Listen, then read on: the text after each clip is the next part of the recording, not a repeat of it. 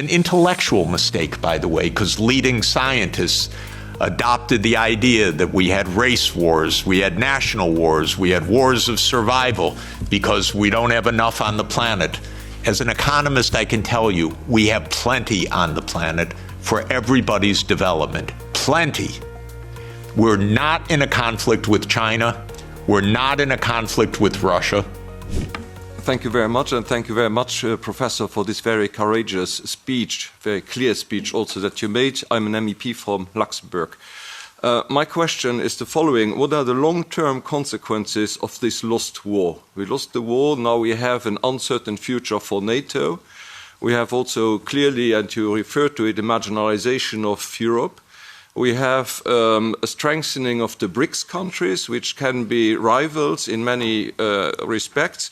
So will there be a future for a collective West over the next 20 or 30 years? Thank you very much.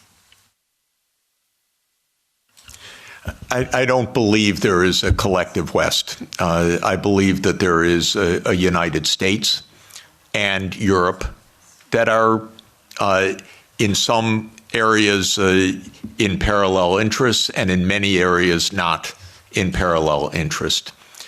I want Europe to lead sustainable development, climate transformation, global decency. I believe if the world looked more like Europe, it'd be a happier, more peaceful, safer world. And longevity and better food, by the way.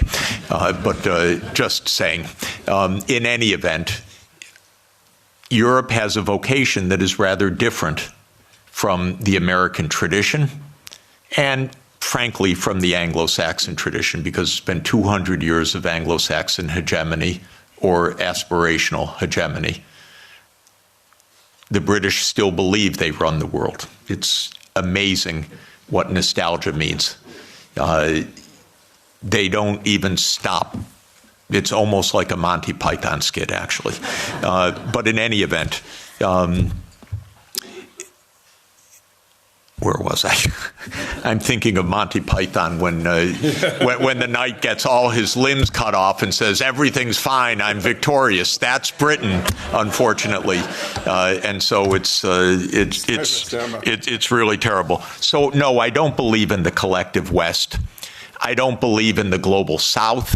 I don't believe in all these geographies don't even make sense because I'm actually, I look at maps a lot and the global South is mostly in the North and the West is not even West.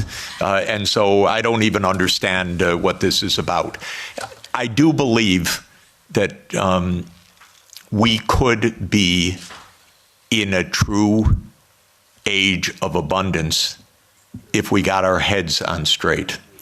We're in the biggest technological advance in human history. It's truly amazing what can be done right now. I marvel at the fact that somebody who knows no chemistry won the Nobel Peace Prize for chemistry because he's very good at deep neural networks, a genius, Demis Hassabis. They figured out protein folding that generations of biochemists spent their whole lives on. And now DeepMind figured out how to do it, by the thousands of proteins. We have friends that spent their entire life on one protein, brilliant friends. And now what we can do.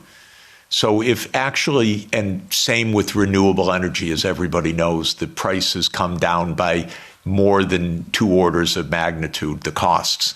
We could transform the planet, we could protect the climate system, we could protect biodiversity, we could ensure every child gets a good education, we could do so many wonderful things right now. And so what do we need to do that? In my view, we need peace, most importantly. And my basic point is there are no deep reasons for conflict anywhere. As every conflict I study is just a mistake. It's not we are not struggling for Lebensraum. That idea that came from Malthus and that became a Nazi idea was always a wrong idea. It was a mistake, a fundamental intellectual mistake. An intellectual mistake, by the way, because leading scientists adopted the idea that we had race wars, we had national wars, we had wars of survival because we don't have enough on the planet. As an economist, I can tell you, we have plenty on the planet for everybody's development. Plenty. We're not in a conflict with China. We're not in a conflict with Russia. If we calm down, if you ask about the long term is very good, thank you.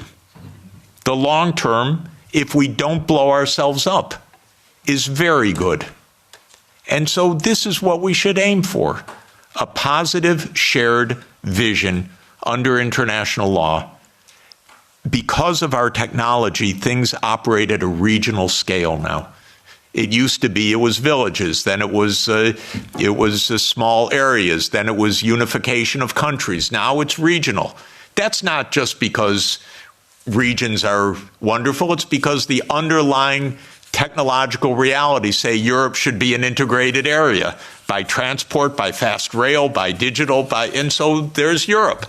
The politics follows the technological realities to a very important extent. We're in a world of regions now. So Europe should be Europe with subsidiarity. Don't lose all of the wonderful, wonderful national and local elements. But Europe should be Europe. So the good side is I want Europe to have diplomacy, for example, with ASEAN. I spend a lot of time with the ASEAN countries. If the EU Green Deal, wonderful idea. I said many years ago, okay, to the ASEAN leaders, make an ASEAN Green Deal, and then talk with the Europeans so that you have this wonderful relationship, trade, investment, technology. So last year they announced an ASEAN Green Deal. What did Europe do about it? Nothing. It said, sorry, we're in the Ukraine war, thank you. No interest. So this is my point. The prospects are very positive if we construct the peace. 偷偷告诉大家，我最近发现了新法宝 Royal Face 逆时奇迹系列，它有活肤露、全效精华，还有精华霜。尤其我皮肤比较偏干，所以我非常的注重保湿。保湿做得好，肌肤自然烹饪。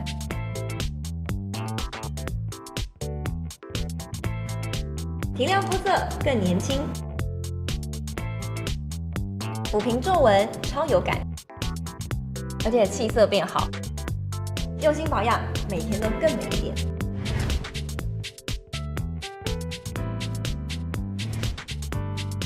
美吧。